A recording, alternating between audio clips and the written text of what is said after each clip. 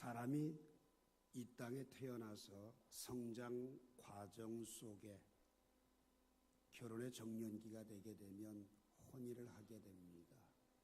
그 결혼의 정년기인 혼기가 이르게 되면 서로 사랑하는 사람을 만나게 되고 그 만남이 결혼에 골인을 하게 되고 결혼해서 가정을 영위하다가 보면 이제 자녀들을 생산하고 행복한 가정을 꾸려갑니다. 하나님은 이러한 가정이라고 하는 단위를 통하여서 여러분과 제게 주시고자 하는 교훈과 명령이 있다고 하는 사실을 가슴에 인식해야만 할 것입니다. 호세아서를 가지고 오늘 세 번째 이 말씀을 생각을 하면서 지난주에 저는 호세아 선지자는 너무 황당한 명령을 받았고 감당할 수 없는 명령이지만 순종하여서 그는 하나님을 떠난 백성들을 향한 하나님의 아픔, 찢어지는 그의 가슴을 읽을 줄 아는 사람이 되었다라는 이야기를 말씀으로 드렸습니다. 그 명령에 따라 오늘 3절은 이렇게 시작합니다. 이에 그가 가서, 호세아가 가서 어떤 일들을 했을까요? 첫 번째, 고멜을 맞이하게 됩니다. 오늘 보면 3절에 보면 이에 그가 가서 디브라임의 딸 고멜을 맞이하였더니 이렇게 얘기합니다. 아마도 인생을 살아가면서 사랑하는 사람을 만나서 연인과의 함께하는 시간의 즐거움, 상당히 매력적이고 유혹적이고 또한 우리들의 가슴을 설레게 하는 시간들이겠죠. 아내를 맞이해서 결혼이라고 하는 아름다운 가정을 만들어가며 성장해가는 과정 속에서 왜 호세아에게 그런 명령을 하셨을까? 저와 여러분이 그냥 일상적인 삶에서 남녀가 만나 결혼하고 자녀를 낳았다, 단순한 그러한 사건을 호세아라고 하는 구원이라는 이름을 가지고 있는 선지자에게 명령하고 있지는 않습니다. 또 많은 사람들은 타락한 당시의 세대를 메신저로서의 가정이라는 아픔을 통해서 전하게 하기 위해서 그러한 일들을 명령하셨다, 이렇게는 다들 생각을 합니다. 그러나 그보다 훨씬 더 내면의 깊은 뜻을 저와 여러분은 지금 붙잡아야만 합니다. 이스라엘의 패망과 타락, 그들의 패망과 타락은 우상 숭배에 있었습니다. 오늘 호세아라고 하는 하나님의 사람이 고멜이라고 하는 여자를 아내로 맞이해 드려서 함께 결혼과 가정생활을 여기에 나가면서 호세아의 마음은 온전히 하나님을 쫓고 따르는 마음이 아니라 그의 마음은 여지없이 사랑하는 사람으로 인하여 흔들리고 있고 또한 그의 마음은 하나님을 등지고 무언가 무너져가고 있다라고 하는 사실을 스스로 자각하고 인식하여서 그 인식을 통해서 하나님은 이스라엘 민족들의 우상 숭배에 넘어짐이라고 하는 것이 계획적이요 의도적이요 거창한 일들을 통해서 이루어진 것이 아니라 내 삶의 한 부분에서 조금씩 잠식되어져 가고 있는 형태였다라고 하는 사실을 일깨워 주고 있다는 거지요. 여러분과 저는 싫어하는 일과 좋아하는 일이 있습니다. 원하는 일과 원치 않는 일이 있습니다. 부담스러운 일이 있고 신바람 나는 일이 있습니다. 그런데 중요한 거는요, 좋아하는 일, 신바람 나는 일, 그리고 기뻐하는 일들을 할 때에 우리의 삶 속의 내면에 내 마음 속에서 무너지기 시작하는 한 부분이 생겨지기 시작하는데 그게 뭐냐? 바로 하나님을 향한 자리에 기뻐하는 것, 좋아하는 것, 소망하는 것, 그리고 즐겨하는 것들을 대체시키는 우상 숭배가 시작된다라고 하는 겁니다. 유명한 존 칼빈은 인간의 본성이란 끊임없이 우상을 만들어내는 공장과 같다라는 말을 했습니다. 우리가 신실하게 믿음으로 사는 것 같고 하나님의 사람으로 살아가는 것 같아도 내 마음속에 섬기는 하나님의 자리에 하나님이 아닌 다른 사랑하는 사람, 사랑하는 어떤 것들을 대체해놓고 우리의 마음이 잠식당하고 있다라고 하는 사실입니다. 오늘 여러분과 제가 가만히 한번 자기 자신 한번 되돌아보시길 바랍니다. 내가 사랑하는 사람이 생겼고 그 사람으로 말미암아 결혼을 했는데 그 만남을 통하여서 하나님이 원하는 자리보다는 그 사람이 기뻐하는 자리가 더 많아지고 사람을 좋게 하기 위해서 하나님의 마음을 좀 서운케 해드린 요소들이 생겨지지는 않는지. 사도 바울도 그 사실을 고백을 합니다. 갈라디아 1장 10절에 보면 내가 사람들에게 좋게 하려 하나님께 좋게 하려. 만약 사람의 기쁨을 구하였더라면 나는 그리스도의 종이 아니니라. 여러분 이 자리에 결혼하셔서 가정을 영위하고 있는 부부들에게 묻습니다. 여러분은 하나님의 눈치에 더 민감합니까? 아니면 배우자의 눈치와 행동에 더 민감합니까? 후자라면 이미 여러분은 우상 숭배의 자리에 있다라는 것입니다. 요즘 길거리마다 사람들이 많이 꼬이는 젊은이들의 거리를 보게 되면 점 카페가 굉장히 많다고 합니다. 뜻밖의 일은 크리스찬들이 그것을 많이 출입한다고 합니다. 하나님의 전에 나와서 나는 정말 하나님의 순결한 신부로 믿음을 지키며 살겠습니다라고 뜨거운 감격과 눈물을 흘리며 찬송을 하면서도 삶 속에서 무너져가고 있는 내 모습들을 보지 못하고 깨닫지 못하고 있다라는 사실입니다. 뉴욕의 리디머 장로교회의 목사인 팀 켈러는 우상숭배가 뭐냐라고 하는 그의 책에서 4가지 여러분과 제게 직시하는 교훈이 있습니다. 내가 지금 우상숭배를 하느냐 안 하느냐 그걸 체크하는 4가지 포인트가 있는데 그 체크리스트 1번이 뭐냐? 운전을 하거나 가끔 멍하고 공상의 시간을 가질 때 내게 제일 먼저 떠오르는 생각이 뭐냐? 그게 바로 우상이라는 겁니다. 운전하다가 문득 어떤 차 탈까? 운전하다가 문득 어떻게 신바람을 하는 일을 좀 해볼까? 운전하다 말고 내 안에 갑자기 들어온 생각이 어떤 집을 구상하면서 그런 집을 만들어 볼까? 여러분의 생각 속에 가장 많이 차지하고 있는 것, 나도 모르게 늘 내 머릿속에 자리 잡고 있는 생각들, 그것이 바로 우상이라는 겁니다. 그게 바로 고멜이라는 겁니다. 두 번째로 내가 가장 많이 지출하고 있는 것, 내 생활 속에서 가장 많이 돈이 지출되고 있는 그것이 우리 가운데 우상일 수 있습니다. 왜 그럴까요?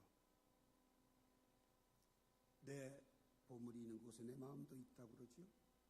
내가 가장 많이 지출하는 것, 우리가 삶의 형편에서 사노라면 자녀 교육비도 나가고 교육비만이 아니라 생활비도 나가고 많은 것들이 나갑니다마는 가장 많은 지출을 하고 있는 그것이 내 삶에 하나님의 자리 대신 갖다 놓은 우상의 모습이라는 겁니다.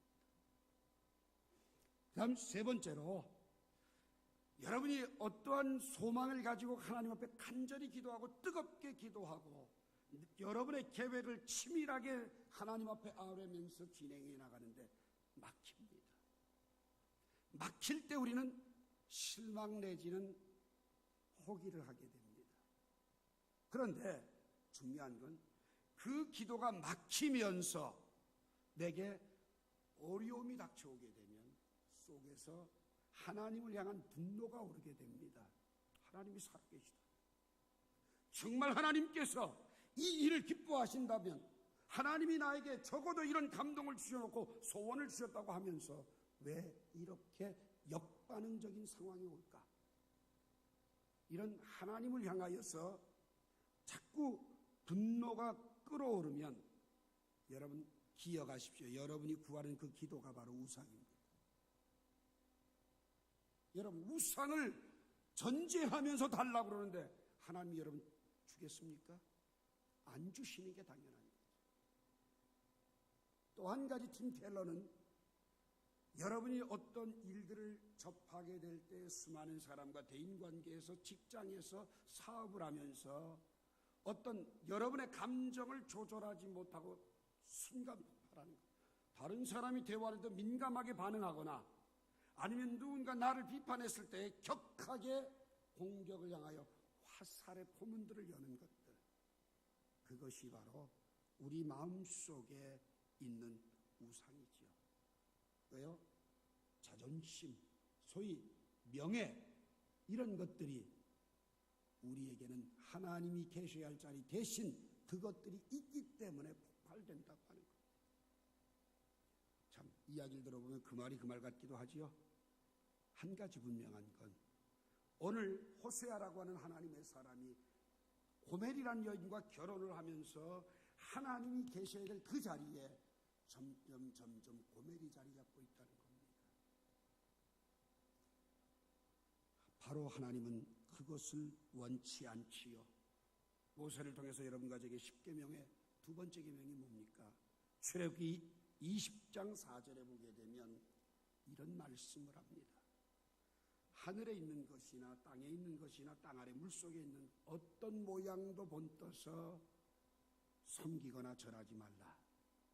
그리고 하나님은 질투하는 하나님인데 나를 미워하는 자에게는 그 죄값으로 본인뿐만 아니라 3, 4대까지 이르게 하겠다고 말씀을 합니다.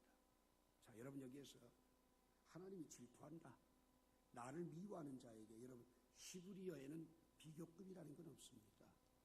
나를 미워한다는 말은 뭐냐면 내가 있어야 될 자리에 다른 것 갖다 놓으면 그 행위 자체가 나를 미워하는 것이다 그 말이에요.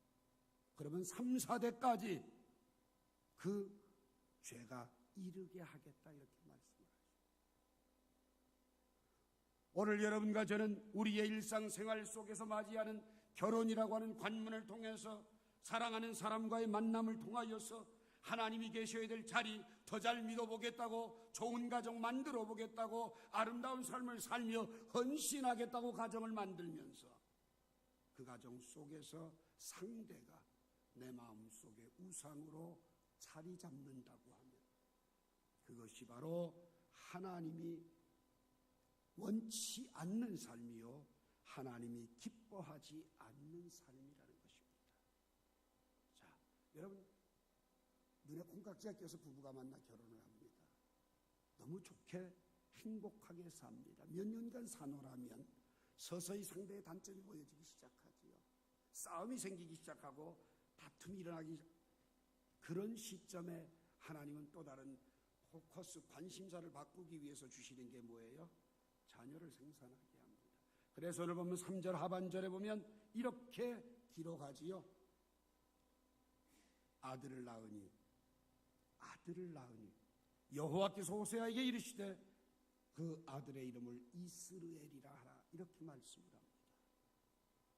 자, 사랑하는 남녀가 가정을 이루고 행복하게 살다가 서로 의견에 충돌이 오기 시작하고 불편함이 생겨집니다.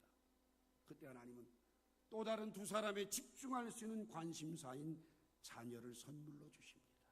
근데 참 신기한 건요, 선물을 주신 분이 선물보다 소중해야지 되는데 참 어리석은 인생은요, 선물을 주신 분은 잊어버리고 선물에 푹 빠져버리고 맙니다. 이게 여러분과 저의 두 번째 우상 숭배의 요소들입니다. 여러분, 하나님이 참 하나님의 사람의 가정에 주신 첫 번째 아들 이름을 이스르엘이라 하리라. 이스르엘이란 말은 흩은다, 흩어버린다는 뜻입니다. 왜 흩어버리느냐? 하나님 자리에 이스르엘이 자리하고 있기에 그걸 흩어버리겠다는 겁니다.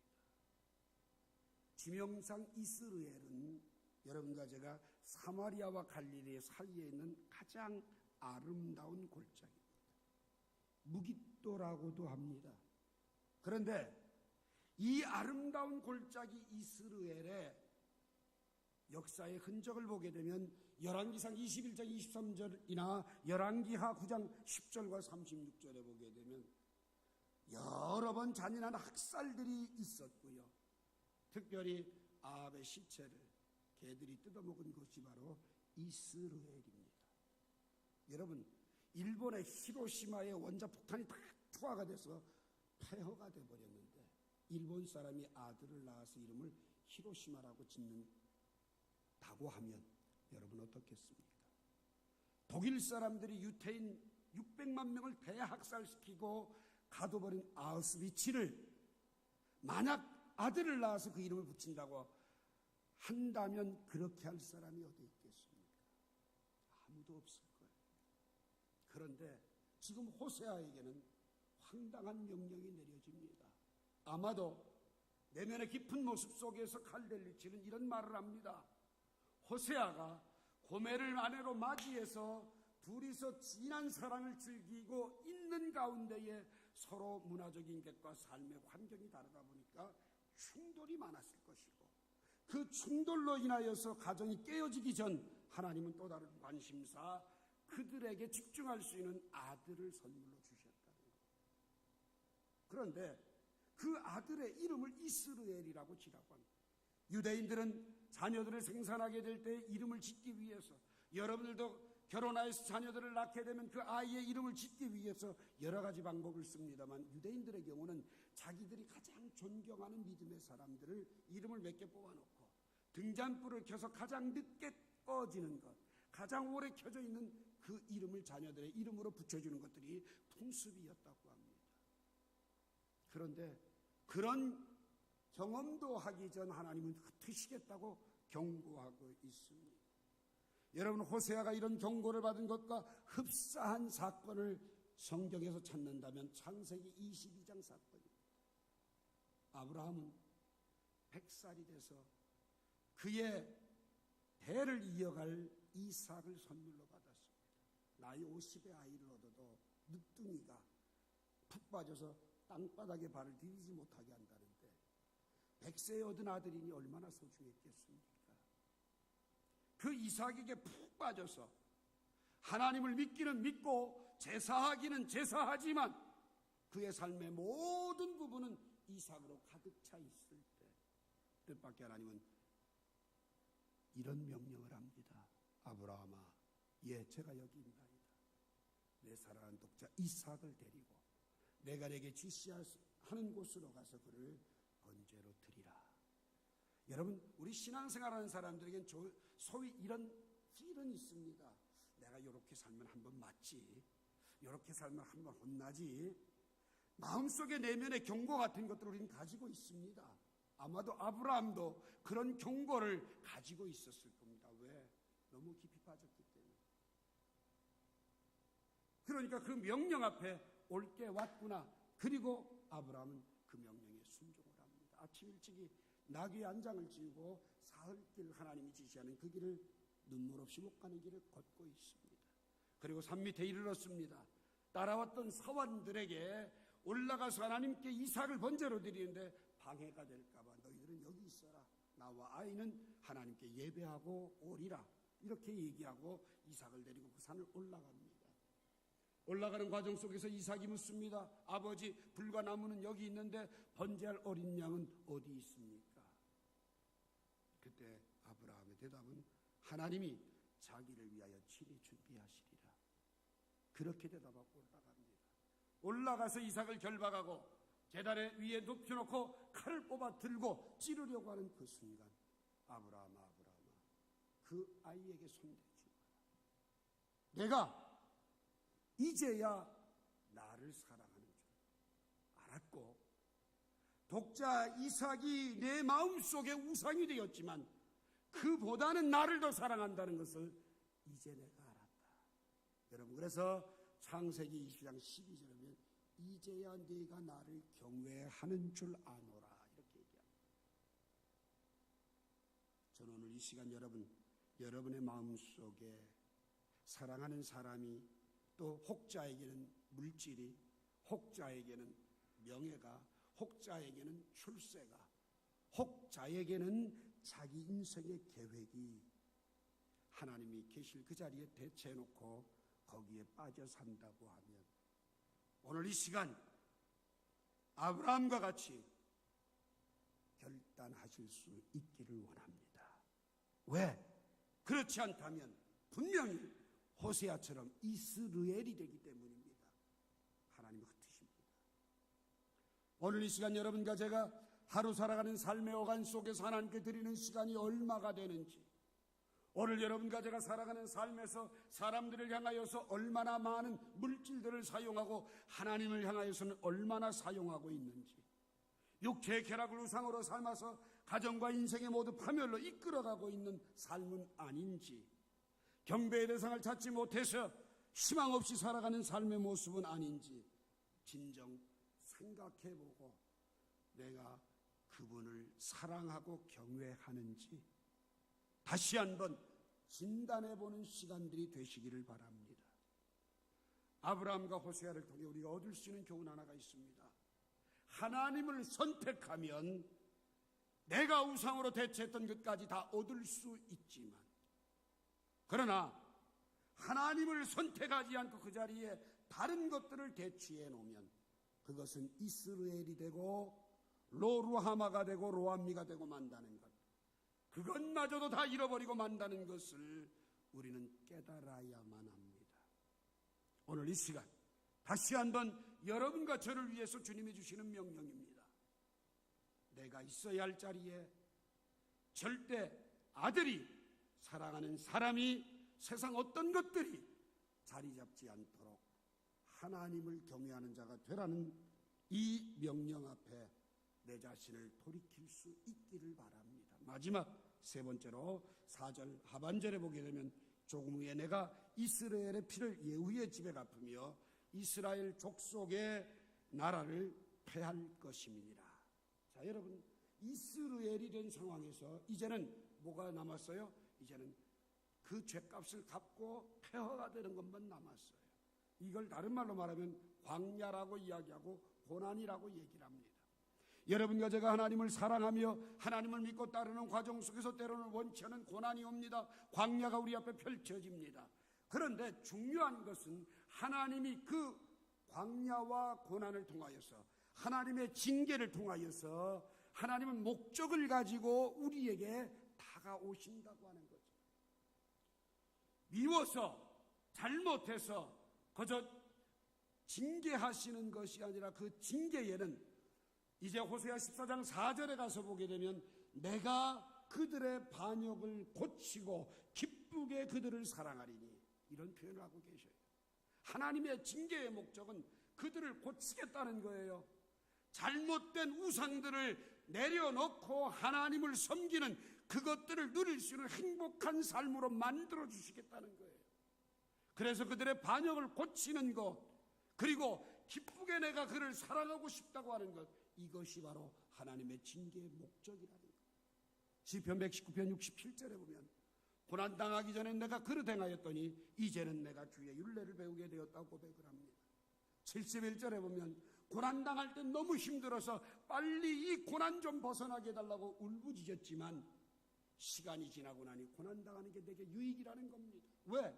이것 때문에 내가 하나님을 알게 되었고 배우게 되었다고 하는 체험적인 고백이 있습니다.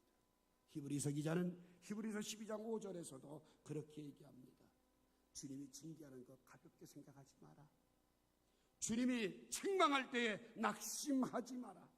사랑하기 때문에 징계하고 채찍질하는 것이다. 그러면 만약 너희들의 징계가 없다고 한다면 너희는 하나님과는 관계없는 사람이 된다라고 하는 겁니다. 오늘 내가 걷는 걸음이 하나님이 흩으셔서 광야가 되었다고 하면, 고난이 찾아왔다고 하면, 아픔이 있다고 하면 그 속에 숨겨진 하나님의 뜻을 깨닫는 여러분과 제가 되길 바랍니다. 패하기 전, 흩으시기 전 여러분과 제게 다시 한번 경고의 메시지들을 주십니다. 고난의 도가니를 통과하는 사람 한번 보세요. 그들은 저절로 입안에서 찬양이 나와요. 고난을 통과한 사람들을 보세요. 그들은 말씀에서 벗나가지 않는 말씀이 늘 묵상이 되어지고 그 말씀이 내 삶의 주역이 되어지는 삶을 그들의 삶 속에서 치러가고 있어요. 오늘 저는 여러분들에게 우리 모두 바람난 사람들이에요. 왜 바람난 사람인 줄 아세요? 하나님께서 너무 예뻐서 좋은 사랑할 수 있는 사람 갖다 주니까 이 하나님만 갖고 거기에 빠져버려요. 이게 바람난 거예요. 그러다 보니까 또 좀 불편한 관계가 있어져서 안 되겠다, 더 이쁜 거 줘야 되겠다, 하나님 더 좋은 자식을 선물로 주셔야 돼. 그래는 또 거기에 푹 빠져서 바람나버리고 말아요. 오늘 호세아는 고멜과 이스루엘을 통해서 자기의 흔들리는 마음, 자기의 주체하지 못하고 무너져가는 마음, 조그만한 일들에 잠식당하고 하나님 대체하는 전략품들을 만들고 있는 자기 자신의 모습을 발견하게 돼요. 오늘 우리는 여기에서 유리방황하지 맙시다. 하나님이 아닌 다른 걸 경배하지 맙시다. 하나님의 자리에 다른 것 만들어서 하나님이 두 번째가 되게 하지 맙시다. 오직 하나님 한 분을 제대로 모십시다. 정말 여러분과 제가 주님을 향한 섬김이, 주님을 향한 사랑이 여러분과 제 가슴 속에 뜨거워졌으면 좋겠습니다.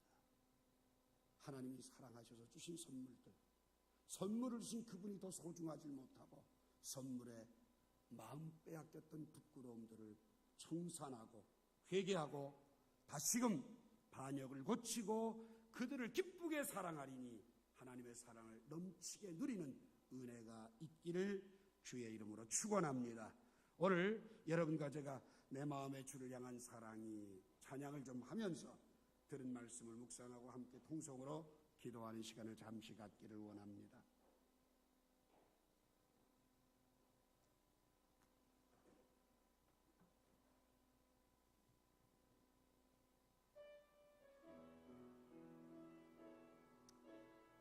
들은 말씀 묵상하면서 이 찬양이 우리의 삶의 고백이 됐으면 좋겠습니다.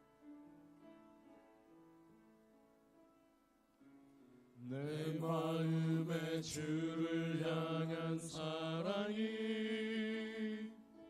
나의 말은 주가 주신 진리로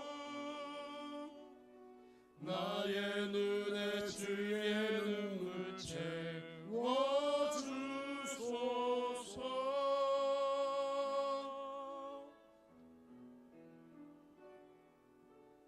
내 입술에 찬양의 향기가 두 손에는 주를 닮은 섬김이 나의 삶에 주의 흔적 남게 하소서.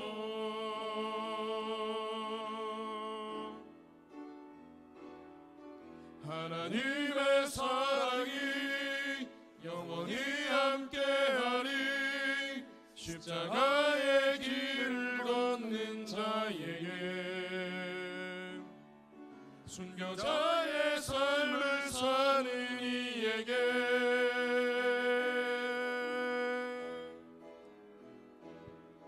조롱하는 소리와 세상 유혹 속에도 주의 순결한 신부가 되리라.